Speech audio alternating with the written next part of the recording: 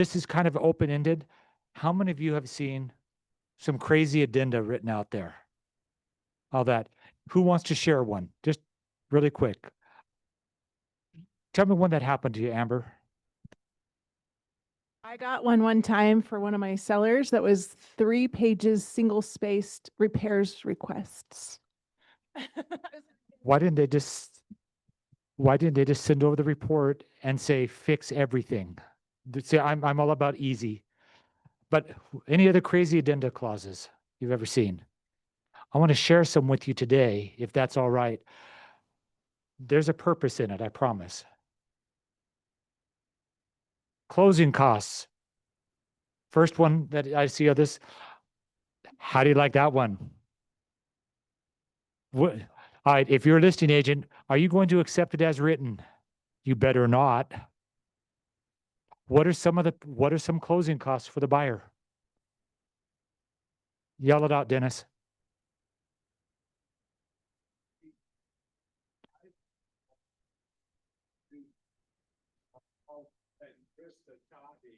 And it can go over $10,000.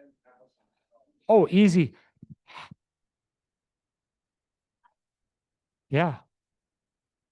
Yeah, $30,000 rate buy down. How about the buyer's cash to close? Is that a closing cost to the buyer? Huh. That could eat up some equity quickly. So guys, but this is common. What's he said? Here's another one. What's wrong with this picture? All right, 3% of what? So it could be 3% of my 100% down payment, or how about 3% of the buyer's closing costs? The buyer's closing costs are $10,000. We're going to pay 3% of it. We're not paying 3% of the purchase price toward closing costs. Huh. How about this one? We want to be a really competitive offer, so seller will pay your closing costs.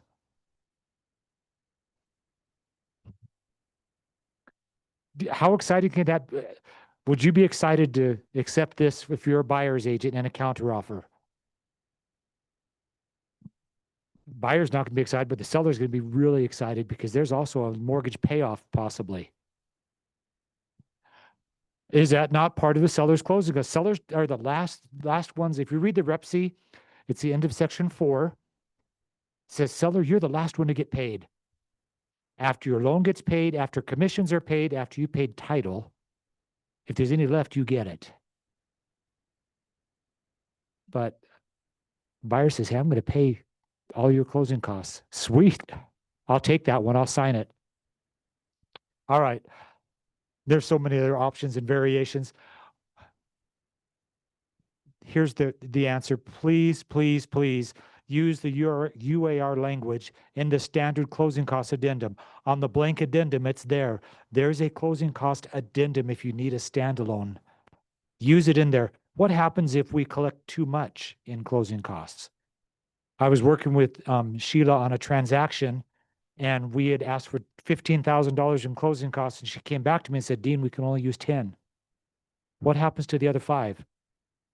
If you write it like the first one, and the seller says they're going to pay the closing costs, but we only use 10 of the 15, by contract, anything we don't use goes back to the seller if we don't do it. So we actually worked it out, but I used the standard language, and it says anything over and above can be used at the buyer's discretion to reduce the purchase price.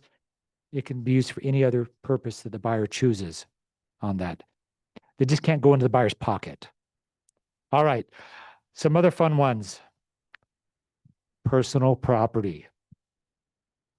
And so I've seen it this way. Seller to leave specific items. That's personal property, whatever. Let's just say the roll top desk as part of the sale of the property as a convenience to the seller. Have you seen something like this before? What's wrong with it?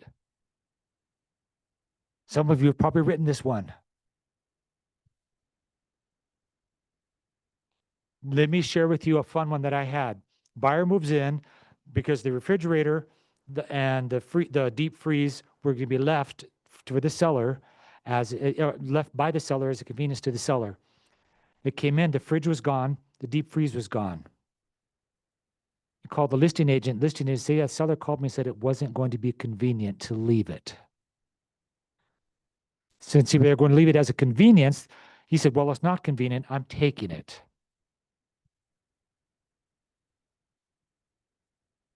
Show me where in the contract it says that the seller is going to leave it.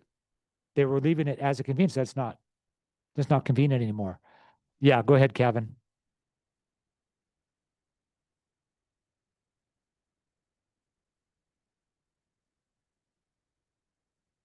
I disagree with you. I promise you I can find an attorney that will argue the seller's case. All right, seller leaves the roll top desk as part of the sale of the property. Sheila, why are you shaking your head no?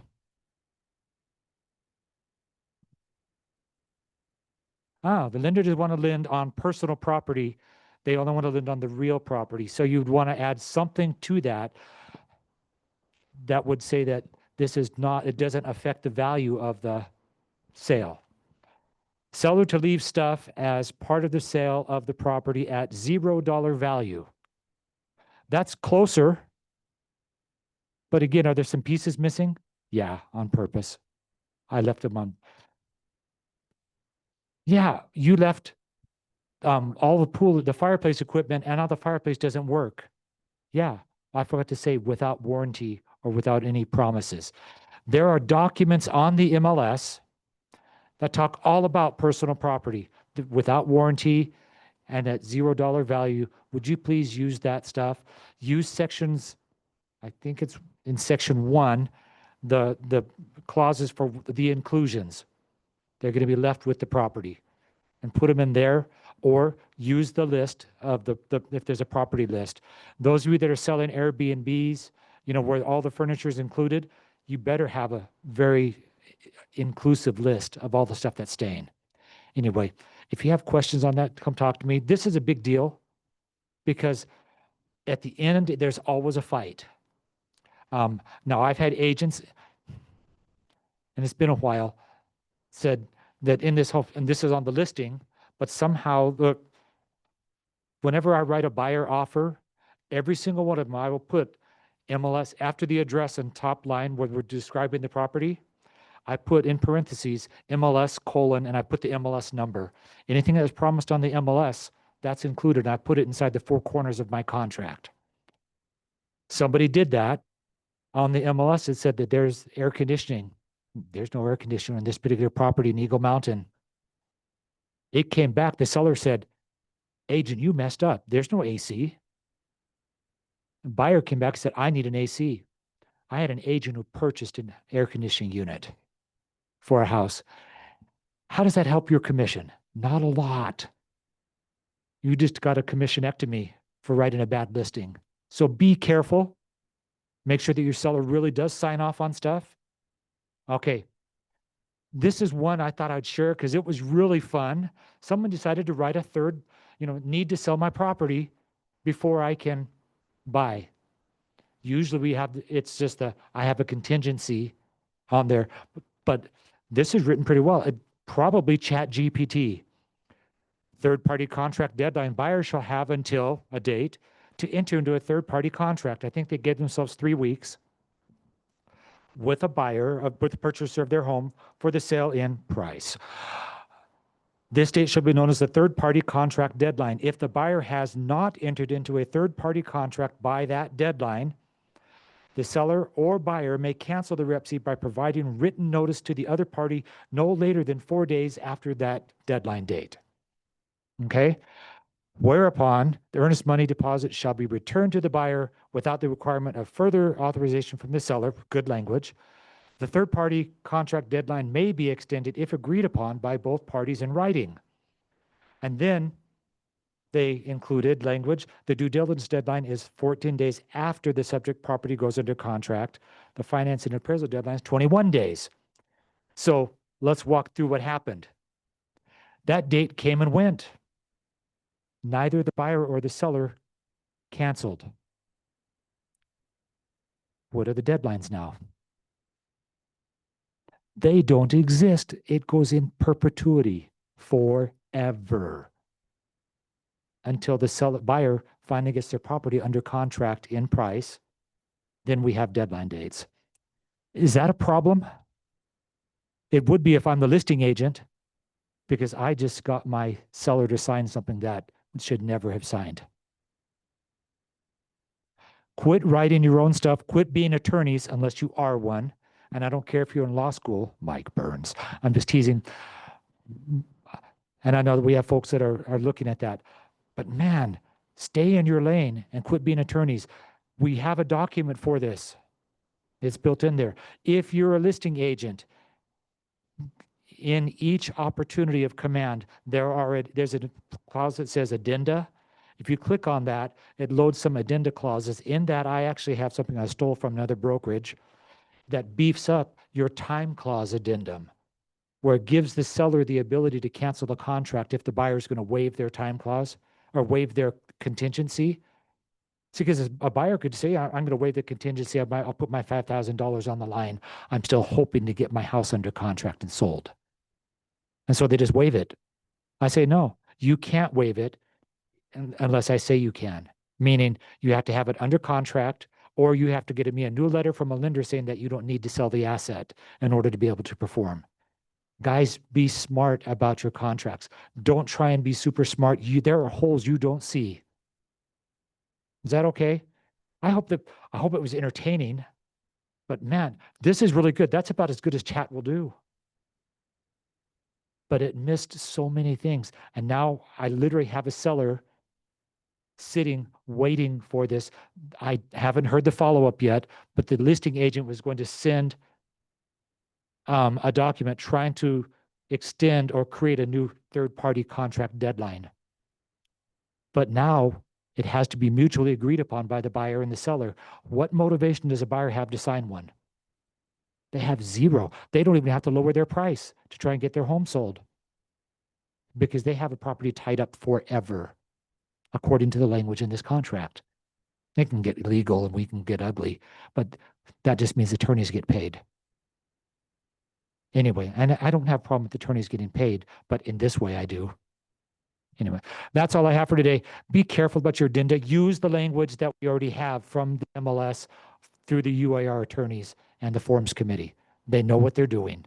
Anyway, this is the time that I'm super excited about.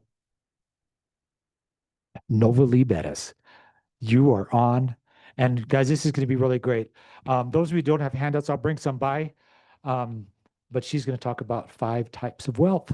Novalea. Thank you, Dean. Okay. Yes, please. Thank you. Thank you. Okay, so most of you know me, but for those of you who don't, my title here, my name is Novalea. My title is Market Center Administrator. I've been here 16 years in May. And like, I can never leave. I don't care. I could never leave.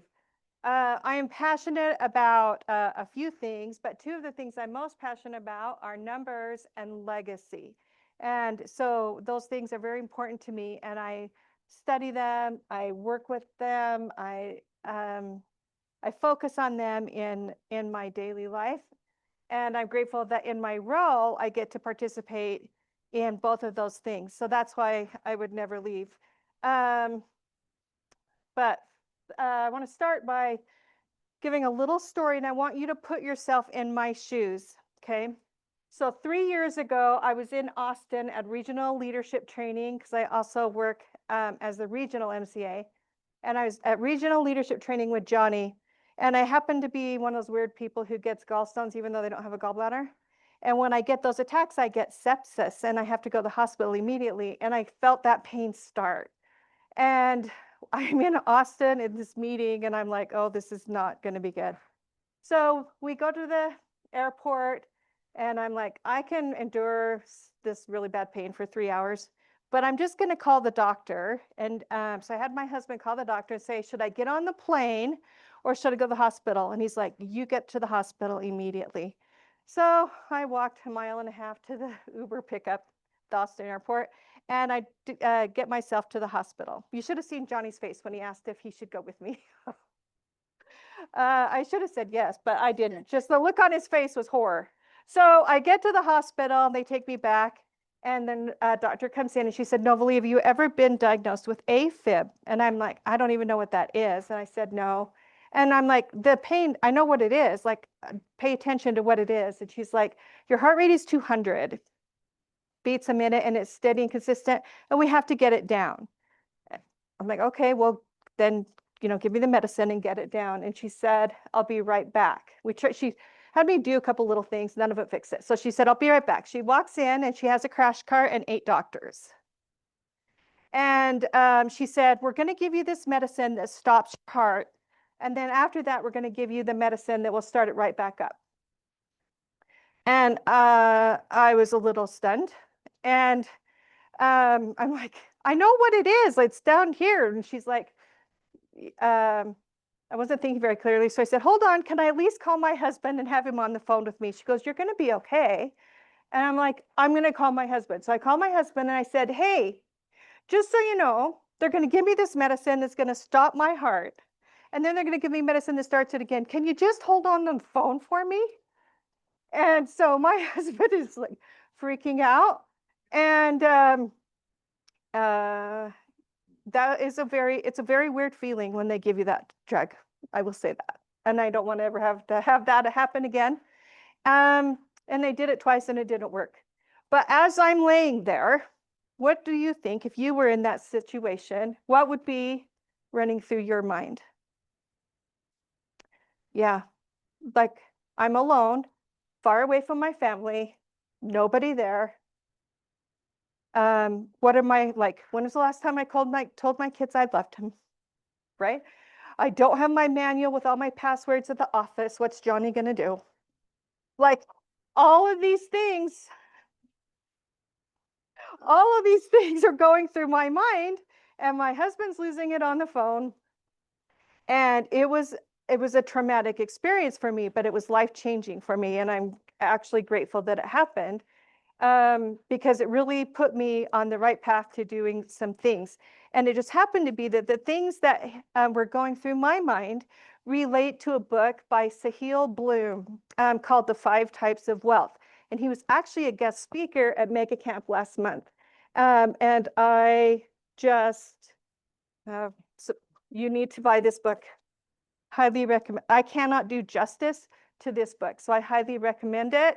But we're going to talk about it really quickly, and we're going to focus on some of those types of wealth more than others. But I'm grateful that I work at a company that also stresses wealth outside of financial. We talk about health, we talk about relationships and all of those things since we're here. And I'm grateful to work for a company that does that. So let's talk about this one. What gets measured gets managed. That's one of my favorite quotes since I'm a numbers person. Financial wealth is often seen as the primary indicator of success. It encompasses money, assets, and financial security. So how do you measure wealth? Do you only measure wealth in a financial method, or do you measure wealth in your relationships, in your physical health, in your mental well-being? Okay. The chase for more is societally celebrated, while the contentment with enough is easily misunderstood as a lack of ambition. The worthiness of your life is not established by the numbers on your bank account, on your bank statement, and it never will be. You set the terms of your own pursuit. You define the rules of your game. It's perfectly reasonable and even advisable to embrace a different way, to ground yourself in the diverse pillars that define a truly wealthy existence: time, people, purpose, and health. In doing so, you begin to live your financial life on your own terms, not the ones that modern societal pressures force on you. And I really appreciated that, because what is enough for you is very different than what is enough for the next person. Everybody's wants, needs, and a financial well-being, what is considered wealthy for one person, is going to be very different than from one person to the next. So these are the 5 types of wealth that Sahil says that we need to focus on: financial, time, mental, social, and physical. So you have a piece of paper in front of you, and I'd like you to, between 1 and 10, rank your own health in each of those 5 categories.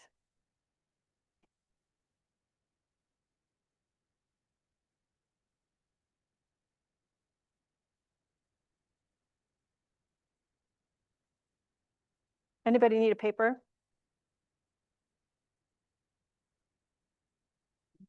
Okay.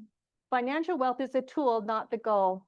Income is what you earn, assets are what you own, and financial security is the ability to say no to things that don't align with your vision for your life. And I appreciated these 5 levels. Now, we are going to host a business planning clinic on November 4th from 11 to 1. In that class, we will teach you exactly what you need to know to reach whatever your financial goal is. But you need to come, it would really help if you came to that meeting with kind of an idea in your head of what is the financial goal that you want to see or you want to reach in 2026. Because there are 5 levels and you can see them there. Baseline is your needs are met, you have food and shelter. Number 2, baseline is met and you have some pleasures. You get to go out to dinner every once in a while. 3 is baseline needs are no longer top of your mind and the focus is on saving, investing, and compounding wealth. Guess what we teach here? We teach exactly how to do that. Level 4, most reasonable pleasures are readily available. Asset accumulation accelerates. We teach you all about buying and selling and renting real estate. Assets begin to generate passive income. And level 5 is everything is available to you. This is the level of financial independence. But again, that number, whatever that is going to be different from one person to the next. Time wealth is your most precious resource. If I asked you, would you trade places with Warren Buffett? How many of you would say yes? You would say yes? He's 95. So if you trade places with Warren Buffett, yes, you have hundreds of billions of dollars, but he's 95 and not going to last a lot longer, right? So we want to be thinking about the time that you have available. Time is the only currency you spend without ever knowing your balance. Use it wisely. I love that quote. You never know when something might happen, so make sure that you are wealthy in all of these categories. This slide is traumatizing. So the bottom is your age. And then up to the side is the number of minutes. Look what happens at age 40 with that turquoise line. That turquoise line is the time you spend with your children, and I actually think it's wrong. I actually think that your children, the decline starts once they can drive, because then they will start to have their own friends, be able to go their own activities, and they will be home way less. So I think it actually is worse than that. But look how that drops. Yeah, they're not with you. So, and look at that time spent alone. I sent that to one of my kids, and he has 8-year-old twin girls, and he was horrified. But I'm going to leave this up while I tell you a story, and then I'll change the slide so you can follow along. So Sahil was living on the West Coast, and this is what precipitated him writing the book. And he and his wife were struggling with infertility, and their marriage was not doing very well, and he was really down. And he went to dinner with one of his very good friends, and his friend said, "How you doing?" He's like, "Fine." He's like, "No, really, how are you doing?" And he said, he was kind of giving him an update on how his life was going. And he said, "Sahil, how often do you see your dad?" And he said, "Well, about once a year." "Well, how old is he?" "Well, he's 65. He said, "So you're telling me you're going to see your dad 15 more times?" And that's it. So Sahil went home, and he and his wife had a conversation, and he quit his very lucrative job, and they moved back home so that he could be closer to family and strengthen those relationships, because he knew at the end of his life that would be what mattered to him and not the income that he was making. So I didn't give this to you because I don't want everybody crying in here. But this exercise will be in your slide. So if you can think about your parents or your grandparents, and it gives you the formula, how often you see them and how many more times you will probably see them at an average life expectancy of 80.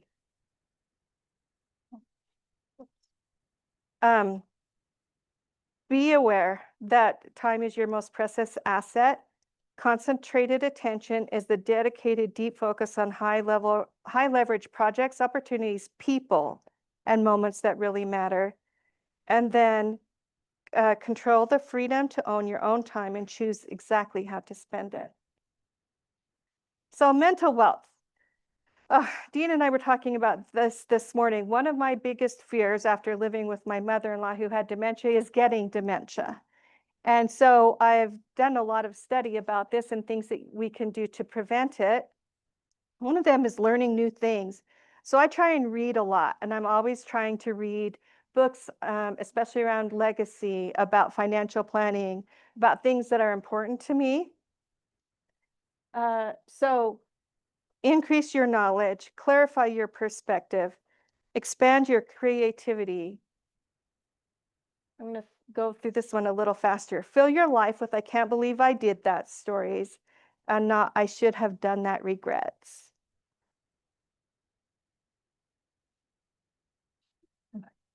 Go back. Okay.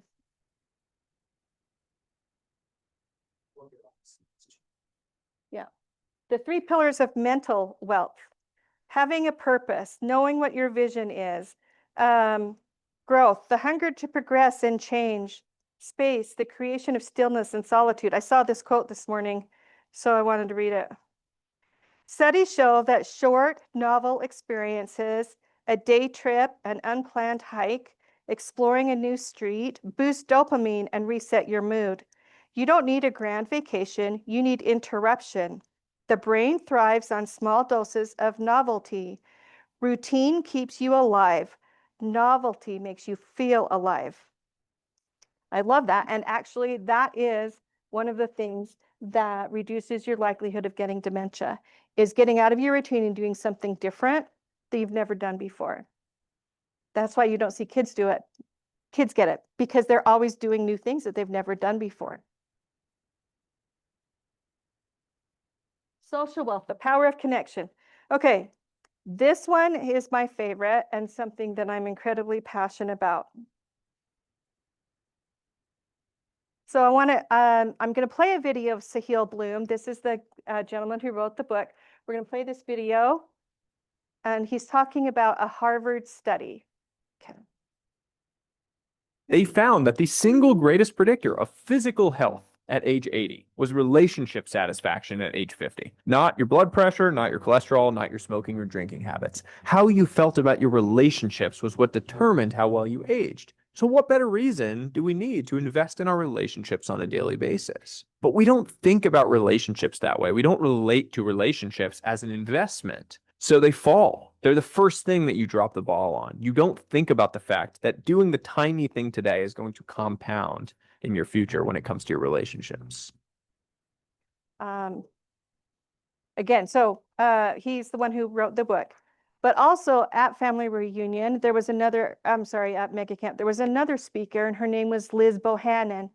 And for those of you who know Jay Papasan, she went on Jay's show, and she was talking about the exact same study.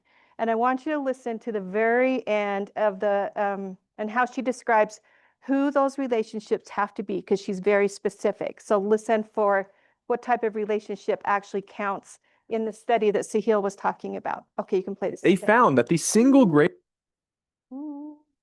There. Harvard released the results of the longest ever study done on human wellness and flourishing. Have you heard of this study? Yes. Okay. And I know what the payoff is. Give it to Single us. greatest predictor. And they looked at so many things. Yeah. You know, For 70 something years. 80 years. 80 It was years. 80 years. And they looked at socioeconomic status, education level, diet, exercise. Did you smoke? Did you drink?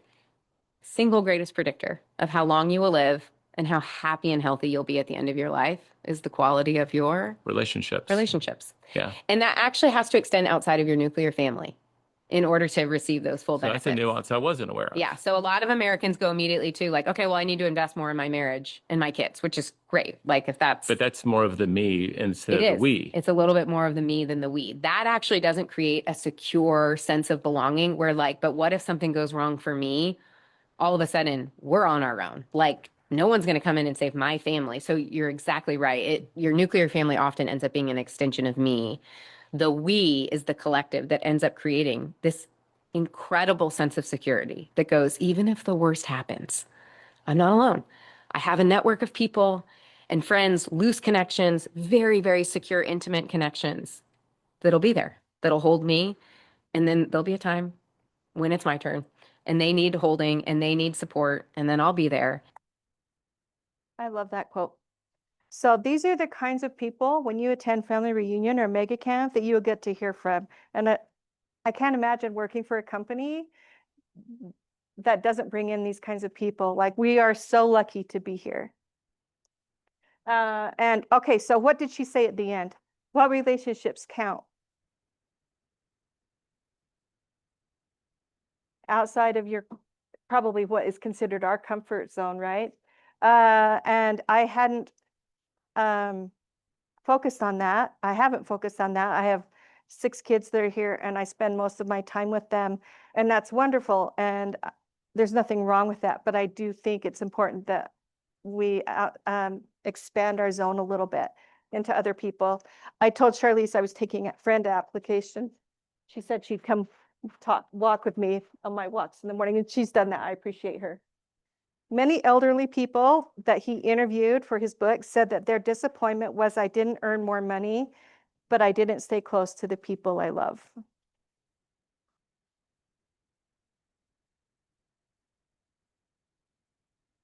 Okay, physical health, physical wealth. Energy is the real flex, optimize or decline.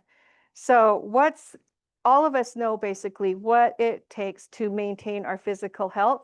It's just a matter of whether we prioritize it or not. So be thinking, what is one change that you think you should make on your physical well-being? So I want to show 2 quotes. The first is something that I really appreciate by Gary Keller. One of the things that he said on physical health, he said, food is medicine that tastes good. We're so worried. Sometimes we eat such stuff that we love all the time instead of thinking of it as medicine. And I'm so guilty of that. And I appreciated that quote. At your 80th birthday, will you be the one dancing or the one that sits in a chair because you aren't able to participate in the dancing? So what you need to do now will determine that at 80. And the earlier you start, the easier it is. Choose your hard. There was a quote I read the other day, it said, getting up and going to the gym is hard. Sitting in a wheelchair is harder. Like maintaining a good diet is hard. Being a diabetic is harder. All of those things. Choose your hard. So that's the thing I would say when it comes to your physical health. But all of these are interconnected. And having wealth in one won't give you that overall feeling of well-being and being wealthy. You need to be able to say you are comfortable and you have enough in each of those 5 categories. So if you leave here and do nothing different, then you've wasted the last hour of your life. And I don't want you to do that. So I want you to break up into groups, your tables or whatever, groups of 6. And I want you to answer these 3 questions. Which type of wealth was the most neglected? So in your group, find out which type of health did you rank the lowest, because you ranked them when we started. What was the best strategy to improve your wealth in one of those categories that someone shared? And what's the one action step you commit to taking this week? I think that is actually pretty low standard. I would love to see an action item in each of the 5 categories, but at least share one, okay? So break up into groups. You have the paper in front of you, and let's see what we can come up with together. Well, I'll give you 5 minutes. 5 minutes, so go quickly.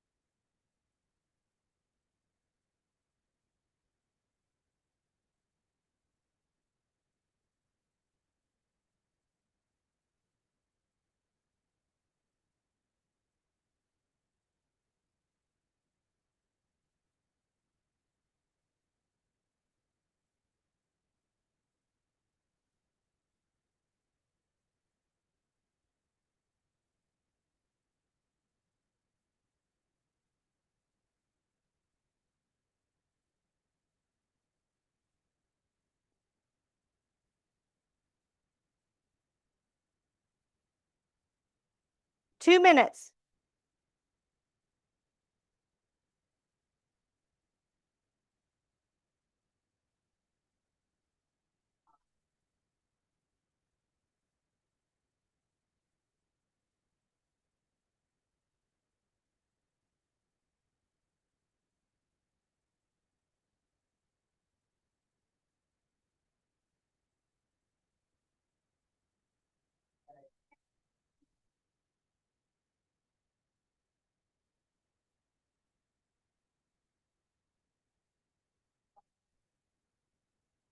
Okay, let's come back together.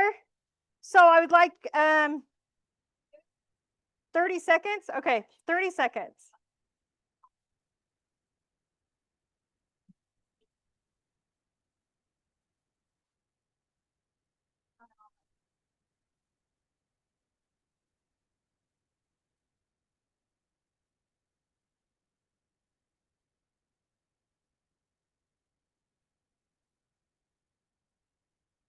And Andrew.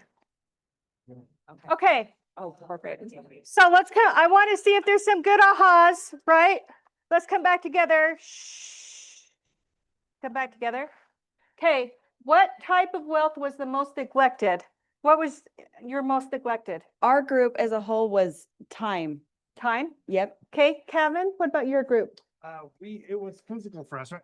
Physical, financial close second. Okay. Back row. Oh gosh. Ours is let's get physical, physical, Physical, okay. physical. Good job. Good job, Jen. Go ahead. We did mental. Mental. Okay, great. What about your group? Social. Okay. Ours was like time and social. Okay, great. One more. Brittany, Oh, sure. Mine was also physical. physical. Need to Okay, get more sleep. right. Wide range, right? And I appreciate that. We're all at different points. We're also at different points in our lifetime. So what works for me as I have no children at home would not work for someone else, maybe who has little kids at home. Everybody is at a different part of a specific point on their journey. So there is no right or wrong, but I appreciate you sharing that. What was the best strategy someone in your group came up with? Who came up with something that they think is really going to help? I'll go first. Okay. We kind of rushed, but habits and like time stack or time blocking. So it's like you have a routine, stick to it to build your habits, and then time block, figure out what is going to help your time the most, and like dedicate that much time to it every day, you know, Okay. even though it's way easy to get interrupted. Yeah, Okay. and the key is obviously protect the time block. Great. Awesome. Thank you. We talked about baby steps.